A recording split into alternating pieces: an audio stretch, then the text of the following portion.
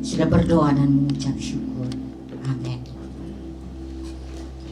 Tuhan, silakan jemaat Tuhan. Thank you musisi, Tuhan. Kita ambil daerah tengah sini dulu ya. Mari tengah sini biar nggak kosong. Puji Tuhan. Akan duduk di daerah tengah biar nggak kosong. Tuhan, haleluya. Tuhan.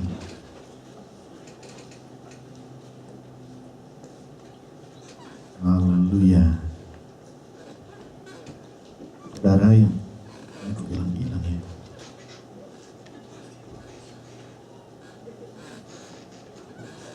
Kekasih Tuhan, kalau tadi pagi saya sampaikan bagian pertama tentang hal yang cukup menjadi perdebatan atau pembicaraan dalam kehidupan manusia secara umum dan juga terlebih sebagai orang Kristen. Pagi ini yang kedua saya ingin lanjutkan bagian berikutnya. Tapi sebelum saya lanjutkan bagian berikutnya, saya ingin sampaikan kepada jemaat Tuhan bahwa jemaat yang dikasihi Tuhan, Alkitab yang kita miliki ini adalah bukan cuma sekedar buku biasa, firman biasa, tapi sangat luar biasa ini. Saya ajak jemaat Tuhan untuk betul-betul bukan cuma menikmati, tetapi menemukan rahasia-rahasia firman. Karena di dalam kebenaran firman Tuhan ini, kalau kita baca secara disiplin, secara berkala, maka akan sangat menguntungkan jemaat Tuhan. Mungkin bagi ada sebagian jemaat Tuhan belum merasakannya atau tidak langsung merasakannya. Tapi saya berani berkata, karena saya sudah mengalami, saudara pasti akan alami berkat firman Tuhan. Amin. Pasti itu, gak bisa enggak. Terus terang jemaat Tuhan, ada seorang hamba Tuhan yang ajarkan kepada saya, ini tentu saja orang tua ya. Dia katakan, kalau kamu baca ayat firman Tuhan itu, ada waktu yang memang kita senang sekali. Kalau di Injil senang sekali, Amsal juga senang sekali kalau baca. Tapi kalau sudah mulai yang enggak itu udah mulai ukuran lah, mulai anak beranak lah, binti ini, bin, ini bukan rabis bin, pusing banget. Apalagi kalau baca pagi hari, saudaraku yang dikasih Tuhan Yesus Kristus. Pagi hari kalau jam 7 sih enak, tapi pagi hari jam 4 pagi, itu antara peperangan yang di atas kepala dengan di hati itu besar sekali. Tuhan, cepat selesai lu. Sementara saya pikirkan diri saya juga pikirkan istri saya yang lagi, mungkin sudah tidur dia kalau saya lagi baca firman. Karena ini antara setengah sadar sama tidak sadar ini. Jam-jam segitu kan, haleluya. Tiba-tiba Tuhan bawa penglihatan. Antara penglihatan dan mimpi sudah bedanya, saudara. Haleluya. Apalagi kalau musim dingin, itu bertambah tantangannya, saudara. Pertama kalau musim dingin kan, kita tidurnya kurang gitu. Ya, kadang-kadang kita saking sudah terlalu nyaman di dalam hadirat Tuhan. Haleluya. Saya masih dalam hadirat Tuhan. Haleluya. Padahal sudah bahaya banget, saudara. Terus terang, jujur sekali saya mau bicara. Apalagi mau baca firman Tuhan secara berkala. Berat sekali, saudara. Tapi khasiatnya, saudara, sangat besar. Bukan sedikit. Luar biasa, saudara. Saya dapatkan dan saya temukan Alkitab ini bukan cuma menguatkan saya, tapi menjawab banyak sekali pertanyaan yang dimana kita tidak pernah mengerti. Hari-hari kita, siapa yang tahu hari esok kita? Betul? Ada waktu-waktu yang dimana kita sangat butuhkan, sangat perlukan sekali. Tapi karena kita kosong, maka kita nggak dapat jawaban. Kalau ada isi dalam hidup, maka kita dapatkan jawaban. Ada amin? Saya matikan dulu. Tadi ada ehonya di belakang. Kira-kira ada apa nih? Oke. Saudara yang dikasihi Tuhan Yesus Kristus, ya, firman Tuhan adalah firman yang dahsyat, yang tidak pernah salah dan tidak pernah keliru. Ada amin? Orang kadang berkata, firman Tuhan ini kontradik antara perjanjian baru dan perjanjian lama. Saya ingin katakan tidak. Oke, kalau bacanya benar, kalau bacanya hati-hati, gak akan ketemu salahnya. Tapi kalau bacanya lompat-lompat, pasti banyak salahnya. Karena lompat-lompat. Saya minggu kemarin ya, kita belajar bersih mobil. Minggu kemarin ya. Jadi ada teman kita yang sudah tidak asing lagi bagi saudara. Dia adalah orang yang sangat diberkati, baik secara postur tubuh dan berbagai segi. Teman kita Andrew, yang saudara tahu, saya diajarkan cara bersihkan mobil. Bayangkan, umur saya 43, diajarin cara cuci mobil. Kan ini sesuatu yang ibaratnya kalau bahasa orang konyol banget, cuci mobil susah banget sih. Tapi ternyata saya ngakui bahwa saya belum tahu cuci mobil. Bener, diajarkan dia cara cuci mobil, saya kaget. Terus dia bilang, bro, you have to talk to the car. Saya bicara sama jemaat, saya mau talk to the car. You gotta swing, you gotta move. Kalau kamu bikin bersih mobil, you gotta move, swing, yeah, and talk to the car.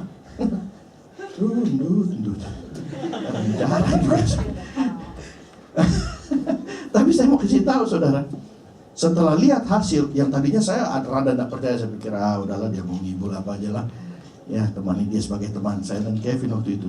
Saya pikir sudahlah, teman jarang-jarang datang juga sudahlah, bikin dia senang lah. Tapi ternyata setelah saya lihat hasilnya, wow,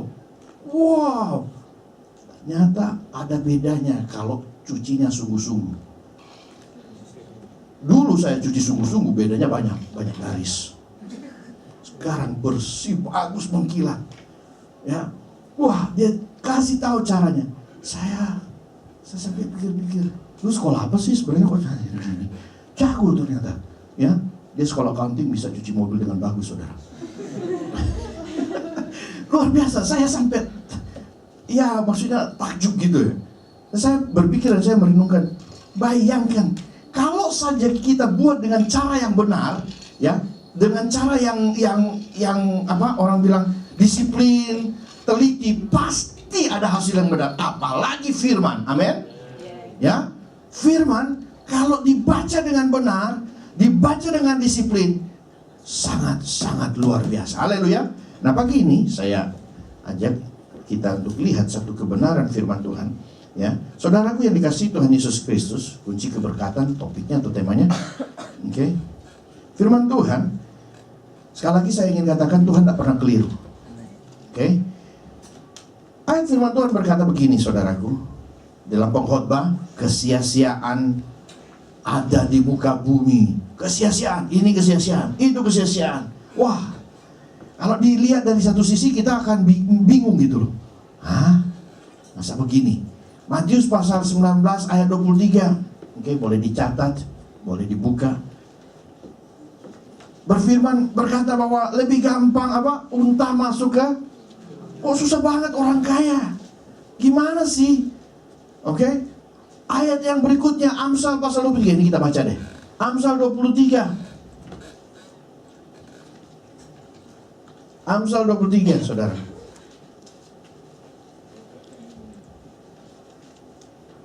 Jangan bersusah payah untuk menjadi kaya. Dikatakan tinggalkan niatmu ini. Galak banget. Tinggalkan niatmu. Jangan bersusah payah jadi kaya. Oke, kalau yang sudah kaya, haleluya. Ya kan, sudah kaya, nggak usah susah payah lagi. Jadi sudah nggak perlu ada niat lagi. Sudah nggak ada Tuhan, sudah nggak ada niat, sudah kaya saya. Tapi yang belum kaya, tinggalkan niatmu. Oke, kita kembali. Kemudian di satu sisi ya, coba lihat. Oke, Amsal pasal 10 ayat 22, Tuhan menjadikan kita kaya. Bahkan sampai di dalam Amsal 11 ayat 24, coba kita buka. Amsal pasal 11 ayat 24.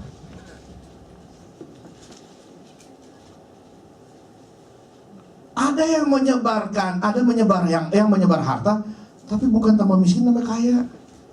Ada yang menghemat, pelit. Ya, piring berempat. Ya. Yang menghemat secara luar biasa, namun selalu berkekurangan. Jadi kalau kita pikir-pikir, gimana ya? Sementara juga kita tahu Allah kita adalah Allah yang memberkati, amin. Rasa-rasanya kontradiksi. Rasa-rasanya, aduh, ini firman kemana sih yang benar sih? Sekali lagi saya ingin katakan, Allah gak pernah keliru. Haleluya. Allah adalah Allah yang tadi pagi saya sampaikan, Allah yang campur tangan dalam kehidupan saudara.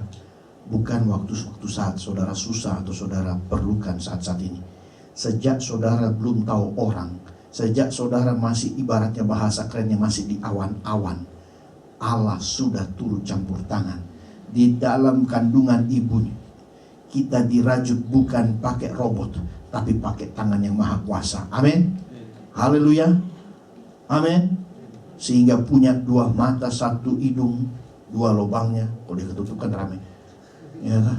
1 mulut, oke, lengkap, bagus, mantap, ya kan? Waktu keluar imut-imut, katakanlah gitu, bukan amit-amit, kira-kira demikian. Itu karena turut campur tangannya Tuhan. Kalau Tuhan sudah turut campur tangan dari saat kita tidak tahu apa-apa, apalagi kita sudah tahu apa-apa, Tuhan pasti masih campur tangan. Amin. Jadi Tuhan gak akan pernah komplikasikan matters dalam hidup kita. Cuman kita lah ini yang suka komplikasikan matter. Kita lah ini yang kadang-kala bingung sendiri. Nah, saya ajak kita lihat berikutnya, ya. Sebelum kita nanti kembali lagi kepada PowerPoint yang ini. Oke. Saudara, alasan Allah menciptakan manusia bukan membuat manusia bergaul dengan kekayaan. Ada amin? Amin. Alasan Allah membuat saudara dan saya bukan membuat saudara dan saya jauh daripadanya, atau yang berikutnya adalah membuat saudara binasa. Allah tak kepingin, ya. Allah kepingin saudara nikmati hidup, diberkati, untuk saudara lebih dekat padanya. Haleluya. Wajar dong kalau saya kasih mobil pada anak saya agar supaya dia lebih sayang sama saya, bukan dia lebih benci sama saya. Kira-kira begitu. Lebih baik dia naik bus kalau dia benci sama saya. Kira-kira gitu kan? Cengli dong. Bener dong. Kalau andai kata, ibaratnya, ya kan, andai kata orang tua saudara kirim saudara ke Australia, itu bukan saudara dijauhkan daripada ayah ibumu agar supaya membenci mereka, bukan, agar supaya malah lebih dekat, kan? Ya, jadi kalau mereka telepon, halo apa kabar? Jangan cari-cari ya, susah banget. Padahal kalau cewek cari dia cepat banget. Saudara yang dikasih Tuhan Yesus, Allah berkati kita, kasih hikmat, kasih segalanya, bukan buat kita jauh, ya.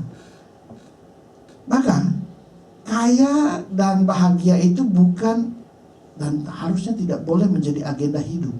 Karena kenapa? Ya, itu otomatis datang. Ya. Kenapa saya katakan demikian, saudara? Allah adalah Allah yang memberkati. Kalau agenda hidup kita cari kaya dan cari keberhasilan semata-mata, kita akan ngoyo seperti begitu rupa. Sementara Tuhan katakan, bagian saya lu gak usah susah-susah gitu loh. It's my way. Nah, saya belajar dari cuci mobil. Saya kembali ke cuci mobil lagi. Jadi begini, bos kita ini dia kasih ajar, bro, kalau cuci mobil itu jangan pakai tenaga, biar kanebo yang kerja, jangan bro yang kerja. Tadi lu suruh talk to the car, sekarang kanebo yang bicara. Gimana sih? Saya bingung. Jadi dia katakan itu air jangan dilap dan ditekan gitu. Taruh gitu kanebonya terus tarik. Nanti dia bersih sendiri. Kalau andai kata bro tak tekan, justru di saat itulah nanti kebaret. Di saat itu ada pasir kebaret. Bukannya malah jadi bagus, malah jadi rusak. Saya mikir ini kayaknya bisa dijadiin satu pelajaran. Tinggal bagaimana cara kita. Sebab firman Tuhan penuh dengan rahasia yang bisa dibuktikan. Ada amin? Amin? Haleluya. Mazmur 133. Allah katakan, kesanalah berkat-berkat itu dicurahkan ke dalam kehidupan saudara. Dengan kata lain, saya ambil kesimpulan bahwa berkat itu disuruh ke kita, bukan kita disuruh ke berkat. Oh, jangan dibalik dong. Kalau dibalik kan repot kan. Dia udah datang ke port, kita pergi ke Jakarta gara-gara mencari berkat kan. Atau dia sudah on the way ke sini, tapi kita mau pergi sambut dia, akhirnya papasan di jalan kan. Salah di siapa? Salah di kita, bukan? Amin. So wait upon the Lord. Tunggu, karena Tuhan tidak pernah salah. Amin. Di saat itu saudara akan nikmati. Dalam Amsal, bukan Amsal, 2 Tawarik pasal yang ke-26, ya, 2 Tawarik pasal 26, ayatnya yang 5 ya, kalau tidak salah. 2 Tawarik pasal 26 ayat yang kelima. Saudara, saya bukan menyarankan saudara nggak usah kerja, bukan. Saudara silakan kerja, saudara silakan berusaha, tapi andalkan Tuhan dalam setiap usaha. Amin. Andalkan Allah. Karena sebenarnya begini saudara, ini kuncinya. 2 Chronicles chapter 26 verse 5. Ini kuncinya. Ini tadi pagi saya sudah sampaikan. Kuncinya di sini. Selama saudara itu mencari Tuhan, bagian kedua ya, Allah membuat segala usahamu berhasil. Amin. Tapi kalau kita mencari harta, siapa yang bisa bikin berhasil? Harta bikin berhasil? Belum tentu. Bisa jadi juga sudah berhasil, tapi karena kita carinya salah, ya itu punya sayap. Amsal berkata dia punya sayap, tiba-tiba dia lihat lari. Maka hilangkanlah niatmu. Apa yang Tuhan mau kasih, tunggu waktu Tuhan. Amin. Tunggu waktu Tuhan. Terus berusaha, tapi cari Tuhan, andalkan Tuhan. Pakai metode yang benar. Dan di saat metode yang benar teraplikasi dalam hidup saudara, saudara bagi-bagi berkat. Haleluya. Saudara naik level Santa Claus. Amin. Bukan Sotheby. Tahu kan Sotheby? Enggak pernah tahu. Itu cuma ada di Manado ternyata. Jadi ada Santa Claus yang pakai baju merah berjanggut putih. Sotheby itu yang hitam, ya, yang bagian larang-larang gitu, nakal. Saudara, ini kasih Tuhan Yesus Kristus adalah keinginan hati Bapa memberkati saudara. Amin. Kerinduan hati Bapa. Bapa nggak pernah, ya saya nasa saya.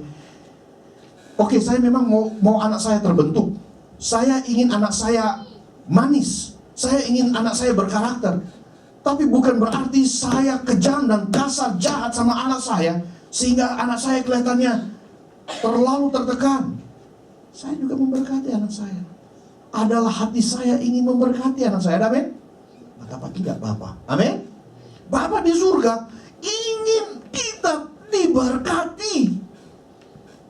Tanya deh, saudara, waktu anak pertama, Othniel, baju belum selesai pakai, ada satu baju lagi. Baju sampai banyak mekaruan, mainan sampai mau jalan aja susah, bukan mau bicara sombong, karena mainannya diberantakin di jalan.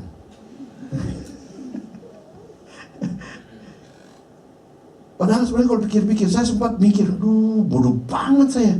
Iya kan, dia juga cuma main 1-2 kali. Kita beli yang mahal-mahal, tahu apa yang main? Piring sama gelas. Capek banget jadi anak itu.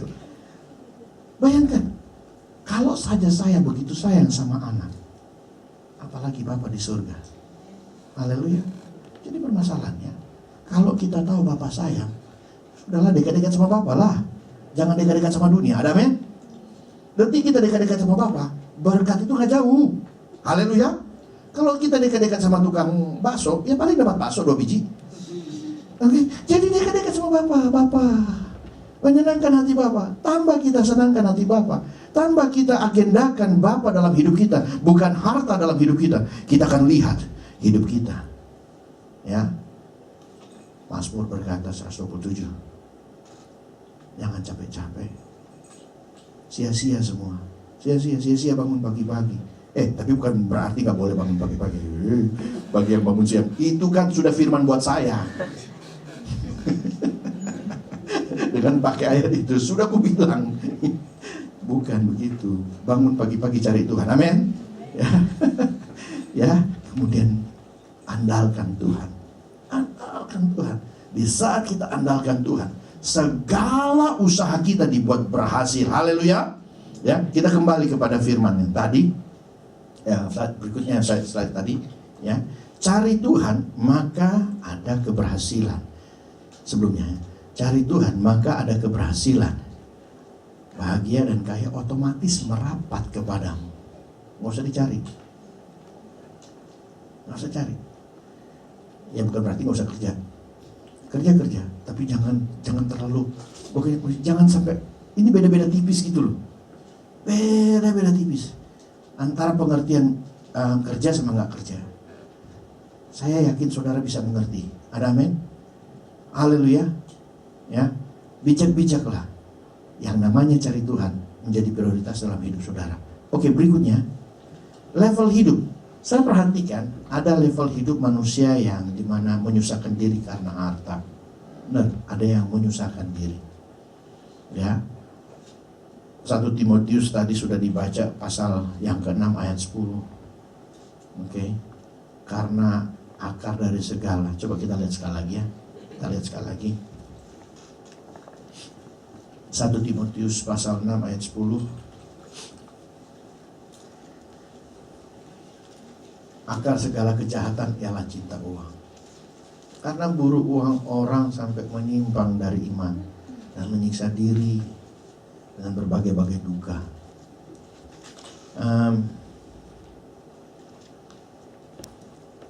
Gimana ya kalau mau dibilang ya? Sebenarnya sih kalau dipikir baik-baik ya, yang salah tadi pagi saya sudah sampaikan, yang salah ini bukan uang, yang salah sebenarnya kita. Uang gak punya sifat, kita yang punya sifat terhadap uang. Uang lagi diam-diam kita yang pakai kok.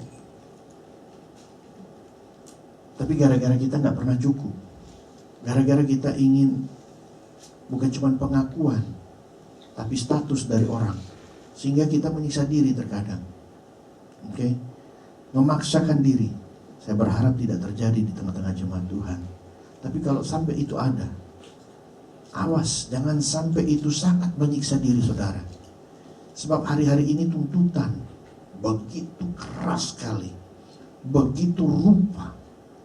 Tidak salah pakai barang bermerek, tapi harga diri kita bukan karena barang bermerek. Ada amin? Haleluya. Ya, ini bukan karena saya nggak mau pakai barang bermerek. Ada, saya beberapa kali jemaat kasih, masa saya, tante ini barang bermerek, sorry ini berdosa, saya kembalikan. Saya terima. Ya, bahkan saya pernah ceritakan bagaimana ada satu anak Tuhan, waktu kami di Israel, dia katakan, Sis Iren pada istri saya, Tuhan berbicara untuk kasih cincin ini untuk Sis. Saya dalam hati saya udah tahu ini istri saya. Untung dia tak buka suara, karena istri saya apa adanya, dia suka buka suara kadang-kala yang dimana ya kaget juga orang bisa dengar gitu. Saya tinggal tunggu-tunggu dia mau bilang apa ini. Untung dia gak bilang apa-apa, dia bilang terima kasih gitu. Hampir dia mau bilang mungkin, Tuhan gak suruh sebab saya gak pakai cincin tante. Istri saya gak pakai cincin, gak pakai kalung. Ya kalau ada dikasih ya puji Tuhan, tapi maksudnya bukan hobi gitu loh. Sampai dia berkata Tuhan suruh, berarti mesti pakai kan. Dia bingung, gede banget. Jari saya imut-imut jadi begini, rame kali kan. Itu cincin hampir sampai 1 jari gitu, sampai dia bingung. Kita terima, kita nggak, tapi bukan berarti harus seperti itu. Nggak dicari gitu loh, ya kan? Ada juga waktu yang dimana orang kasih tas bermerek, sampai dia bingung gimana. Saya bilang gimana, ambil. Kalau dikasih 2 mau gimana? Tolong kasih 1, bilang bapak gembalanya belum. Enggak. Tapi maksud saya, oke, semua itu tidak menjadi bagian yang kami cari. Ada puji Tuhan, tidak ada, puji Tuhan. Saya ke gereja juga banyak kali bawa tas plastik, nggak perlu tas bermerek, tapi kalau ada pakai juga gitu loh. Tapi saya ingin sampaikan kepada saudara, karena ada sebagian bahkan, saudara, kalau saudara ya sebagian banyak yang saudara sudah tahu ya bisa ini. Saya pernah lihat dengan mata kepala sendiri saudara, di satu toko yang datangnya satu turis dari Cungko. Itu benar-benar dia enggak taruh-taruh lagi di kantong, udah memang dikasih liatin bungkusan duit US karena mau beli barang, dan itu rampasan, ngantri banyak, musim dingin lagi. Kalau nggak salah itu masih musim kira-kira minus 18. Dia ngantri di luar begini. Demi 1 tas. Saya sih, aduh Tuhan, menyiksa sudah itu. Terus karena dia fashion, nggak bicara, yang cewek-cewek dia pakai celana pendek sampai sini. Waduh, saya bilang ini bukan masuk angin lagi, entar lagi mampus. Dia pakai boots tinggi, kemudian dia pakai celana pendek. Waduh, kalau musim panas nggak apa-apa, ini musim dingin, Bo. Ya, atas si jaket. Kan nggak masuk di akal banget ya. Bayangkan, oke, seragam dikasih campur jas, di atas kan rame seragam SD. Saudara yang dikasih Tuhan Yesus Kristus, jangan sampai hal itu menipu anak-anak Tuhan. Iblis, dia tahu persis bagaimana menjerat anak-anak Tuhan. Iblis ngerti banget, karena dia udah lama beroperasi di muka bumi ini. Saya mau kasih tahu aja, dia udah lihat, oh kalau kasih kopi nggak cukup, kasih kopi luwak mungkin lebih. Dia lihat, oh kalau begini nggak cukup, kita ganti satu lagi. Kita tes. Dia sudah bikin percobaan kepada banyak manusia. Jadi kalau saudara nggak hati-hati, empang lewat. Amin. Karena kenapa? Dia itu sudah bukan maha tahu, dia tidak maha tahu, tapi jam terbangnya sudah cukup banyak. Dalam segi tipu menipu, itu adalah pekerjaannya sehari-hari. Oke? Hati-hati, jangan ketipu dengan iblis. Ada amin?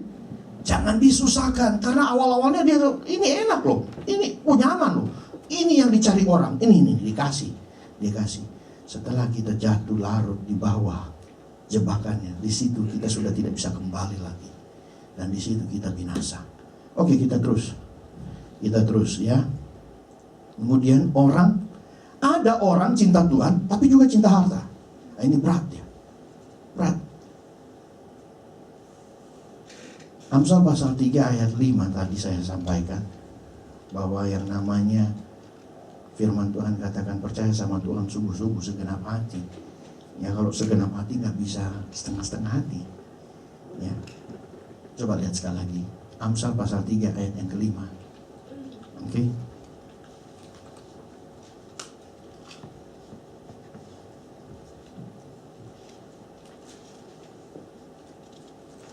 Percayalah kepada Tuhan dengan segenap hatimu. Sampai mesti ditambah gitu loh. Sebab ini dua ini sebenarnya sama kan. Jangan bersandar kepada pengertianmu sendiri. Nanti kita bersandar kepada pengertian sendiri, nggak valid itu segenap hati. Langsung rusak yang namanya kualitas segenap hati. Nggak bisa, nggak ketemu itu. Tapi justru di sini Tuhan mau tekankan, awas, ini dua ini dijaga. Sebab kebiasaan manusia, anak-anak Tuhan, dia mau percaya sama Tuhan, tapi juga pengertian sendiri jalan. Nah, ini repot kan? Saya percaya Tuhan, saya cinta Tuhan, tapi saya mesti bijak-bijak juga. Waduh, ini gimana nih? Kontradiksi. Yang bikin komplikasi bukan Tuhan, tapi anak Tuhan. Mari kita perhatikan. Saya mau percaya sama Tuhan. Waktu Petrus disuruh keluar dari boat, jalan di atas air, dia percaya sepenuh hati kan? Amin. Tapi kalau dia pakai pengertian sendiri, Tuhan ini air loh. Air ini bukan jalan raya. Tuhan lihat nggak itu air? Ya Tuhan lihat dah, Tuhan lagi berjalan di atas air. Emang Tuhan lagi mimpi? Ini air Tuhan. Kalau gua turun nyemplung, semua juga tahu, anak-anak juga tahu. Nggak usah pakai pengertian sendiri deh, jalan. Perintah Allah ini memang sangat-sangat kadangkala bedanya sangat tipis sekali, sulit. Tapi belajarlah percaya sama Tuhan, amin. Berat banget saudara. Ya, waktu Musa disuruh pegang kembali itu ekor ular. Biasa kalau orang tangkap ular, saya nggak tahu cara tangkap ular. Kalau tangkap anjing saya tahu. Harusnya dari kepala kata orang, ini dari ekor. Kalau Musa pakai pengertian sendiri, udah lama lari si Musa, betul? Tapi Musa, ya udahlah, taat, pegang, jadi tongkat. Perintah Tuhan ini, bagaimana kita menanggapinya, itu yang akan membuktikan mujizat atau tidak. Amin. Waktu kita percaya betul-betul 100% percayakan, saudara, kita percayakan keluarga kita, kita percayakan hari esok anak-anak kita, kita percayakan masa depan keluarga kita. Jangan ragu. Cari Tuhan sungguh-sungguh. Bagian-bagian kita, bagian Tuhan, dia nggak akan pernah keliru. Jujur, dia nggak akan pernah salah. Tuhan gak akan pernah ibaratnya, aduh sorry lupa. Enggak. Kemarin tahun lalu ya, kami mengadakan perjalanan misi. Ini juga menjadi satu kesaksian. Perjalanan misi di Blitar. Waktu kami turun di Surabaya, kami jadi ada hampir 1 minggu. Sebelum masuk ke Blitar ada 1 minggu. Waktu kami turun di Surabaya selama 1 minggu ini, ya saya bukan katakan yang sombong dan lain sebagainya, tapi kami mengalami berkat. Puji Tuhan, diberkati dan senang. Orang diberkati gak senang kelewatan, ya kan? Makanan melimpah sampai susah banget bernapas gara-gara makan, sampai susah tidur saudara. Ya, ada anak Tuhan, kasih Tuhan, kalau waktu itu yang jamu kami kasih makan, luar biasa. Ya, setengah terancam juga kami makan. Saking begitu baik gitu. Nah, apa yang terjadi saudara? Kami masuk pelayanan. Sampai di Blitar, ya saya hitung-hitung menurut perhitungan dari Perth, cukup semua tuh uang. Tapi setelah sampai di Blitar, perubahan terjadi. Entah kenapa perubahan terjadi. Sampai saya harus nanya sama anak istri saya, duit kalian mana? Waduh, mereka mulai mikir, kenapa? Iya, Papa pinjam dulu sini. Tarik semua. Kan malu kan, saya sebagai pemimpin yang dimana semua itu, ya bukan saya mau bicara semua, saya bayarkan, maksudnya bukan kita bayarkan karena kaya, tidak. Nggak ada yang tahu kan saya sudah habis duit. Makan, semua bayar, makan. Dalam hati anak-anak saya, papa saya ini aneh banget. Tunjuk diri atau apa ini? Ini duit saya ini habis nih. Selesai pulang, memang habis.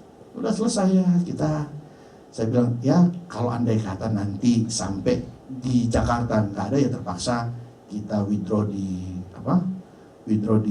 ATM. Ya sudah, papa ganti. Atau enggak ya mungkin telepon salah seorang, tukar duit, transfer, ya saya langsung masuk duit Indonesia nya kan. Ya saya sudah berpikir begitu. Tapi di hati kecil nggak ada niat seperti itu. Di hati kecil selalu percaya ada Tuhan yang nanti cukupkan. Cuman di kepala berpikir, jangan tantang dong Tuhan. Sudah cukup berkat Tuhan. Jangan terlalu mau lu sendiri. Ya sudah, terserah Tuhan. Pokoknya jalan aja. Apa yang terjadi saudara? Kembali ke Surabaya. Ya kita nggak pernah telepon, halo, kapan ketemu? Ya, kayak mau cari berkat aja. Enggak, mereka yang cari. Dan di situ saya kaget. Bukan cuma rupiah, termasuk Australia dollar, sampai kita bingung. Saya terpaksa harus bicara, sebab dia berkata begini, bro, tolong pakai ini untuk urusan misi. Saya sudah selesai ini misinya. Terus saya ngomong apa adanya, karena ibaratnya kan masa saya balik lagi ke Blitar. Gila. Baru balik. Saya bilang, saya sudah selesai urusan misi. Jadi ini kalau kamu bilang untuk urusan misi, ya mungkin tahun depan punya ya. Gak apa-apa bro, pokoknya ini buat bro untuk keperluan, ini buat misi. Terserah mau dipakai kemana. Oke, saya terima. Ya kita terima dulu dong, gak langsung kita hitung di depan dia. Bapaknya sih orang gila kali. Itu yang terjadi saudara. Dan saya hanya katakan pada anak-anak saya, kalau Tuhan mau kasih cukup, bukan cuma cukup limpah. Betul, sampai di Jakarta nggak stop sampai situ saudara. Sampai di Jakarta, ya saya kembalikan uang mereka. Uang mereka sebenarnya nggak banyak, sebab nggak niat jajan lah, mereka itu nggak niat jajan. Mau jajan apa juga di Indonesia, ya kan? Jadi dia lihat dulu semua serba mahal. Uang cuma bawa 1 juta, mau jajan apa di Indonesia 1 juta? Ya, makan di Sushi Tei habis. Kira-kira gitu ya. 2-3 kali makan Sushi Tei, terakhir ya susinya aja. Atau dipisah 2 gitu. Apa yang terjadi saudara? Sampai di Jakarta, ya kami ya nyantai, habis ibadah di tempatnya saudara Yos, keluarga papanya, nyantai kita, puji Tuhan, tidak ada niat mau shopping. Itu sore ada jemaat telepon, bro, kok nggak telepon? Ya kan kalau kita telepon kayaknya aneh banget gitu loh, halo, ya sudahlah saya biarin. Datang ketemu ya, mampir ya, oke, ya saya mampir lah. Masa suruh mampir, nggak mampir, nggak enak kan. Sudah kita mampir, ngobrol-ngobrol. Udah jalan ke mobil, terus bro, sorry. Mungkin ini berguna buat bro. Ini saya nggak kepake bro, oke. voucher Sogo. Voucher Sogo. Ya saya boleh dibilang jarang-jarang pakai voucher kan, jadi kita nggak tahu. Kalau di Australia kan kita jarang yang pakai begitu kan. Kalau di Indonesia rame banget yang begitu. Nggak banyak bro, cuma 80. 80. Saya pikir 80 kali 10.000 kan cuma berapa ratus kan? 80 kali 100.000 banyak. 80 kali berapa? 10.000 berarti 100.000 berarti 8 juta kan? Anak saya mikir itu. Berarti kalau kita bagi 4, 2 juta satu orang dong. Sementara kita tinggal 3 hari di Indonesia. Tinggal 3 hari, kapan kita shoppingnya? Sementara saya mesti ke Cirebon. Di Cirebon gak ada Sogo. Balik ke Jakarta tinggal 1 hari. Itu 1 hari, gak kemana-mana, cuma Sogo.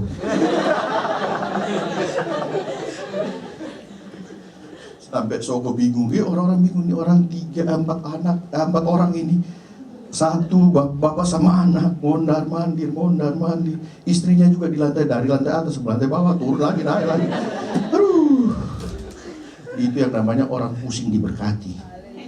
Pusing, kita bingung gitu Tuhan. Aduh. Kan kita nggak mungkin, ya sebenarnya dalam hati kecil Tuhan kalau dari seminggu yang lalu lebih berguna. Tapi Tuhan tahu agar supaya Tuhan mau kasih kejutan. Inilah yang namanya 1 hari di Sogo. Lihat sandal cuma 50.000 kan? Buat apa beli sandal? Terus yang jam-jam tanggal-tanggal segitu bulan-bulan Januari, Sogo lagi diskon 50%. Kan jadi lebih murah lagi kan? Itu 2 juta jadi kebanyakan banget ya Tuhan. Tapi ya itulah, saya mau kasih tahu sama saudara, memang berjalan sama Tuhan itu penuh dengan surprises.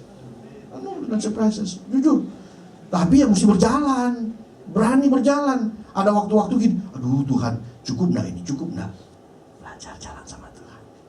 Belajar bergaul sama Tuhan. Amin. Bukan belajar bergaul sama harta. Biarin harta itu biar.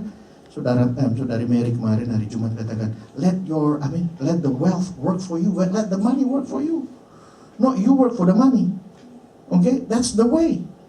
Biar itu datang pergi silakan, haleluya. Tapi Tuhan selalu tahu memberkati yang terbaik. Kita lanjut sebab waktu kita sudah tidak banyak. Okay. Ada orang cinta Tuhan banget dan harta tidak lagi menjadi gaya hidupnya. Orang kaya, rendah hati, generous banget, peduli pekerjaan Tuhan. Apa yang terjadi? Keluarganya jelas takut Tuhan, sangat diberkati, cocok dengan semua. Amin. Haleluya. Kalau Indonesia susah, kadang-kadang orang kaya itu tidak cocok semua. Karena kenapa? Kadang-kadang cuma level-level tersendiri yang bisa ada eksesnya. Di Australia juga ada seperti itu. Tapi kalau anak Tuhan yang sangat diberkati dan tahu takut Tuhan, dia merakyat. Ada amin? Dia nyentuh berbagai segmen dalam kehidupan. Dan dia sangat jadi kesaksian. Ada amin? Sangat jadi kesaksian. Saudara, belajar jadi kesaksian. Di dalam Tuhan, Allah punya rencana, bukan cetek bagi hidupmu. Cari Tuhan. Tuhan angkat kau tinggi. Tuhan bawa engkau. Pada waktu Tuhan, saudara kenal, aduh Tuhan, sudah segini kan? Aduh, aku gak pernah mimpi seperti ini. Tapi pada waktu kita cari harta, sudah ngoyo, sakit-sakitan, terakhir mondar-mandir Singapura. Sekarang sudah penang katanya. Kenapa sakit penyakit? Karena kenapa? Yang dicari adalah harta. Tapi kalau dia cari Tuhan, ya, tempat tinggal kita bukan rumah sakit. Tempat tinggal kita di rumah Tuhan. Amin. Di mana kita mempermuliakan nama Tuhan. Mari pemusik maju ke depan. Ya. Paradigma saudara dan saya sebagai anak-anak Tuhan menjadi paradigma Alahi, menjadi konsep-konsep Alahi.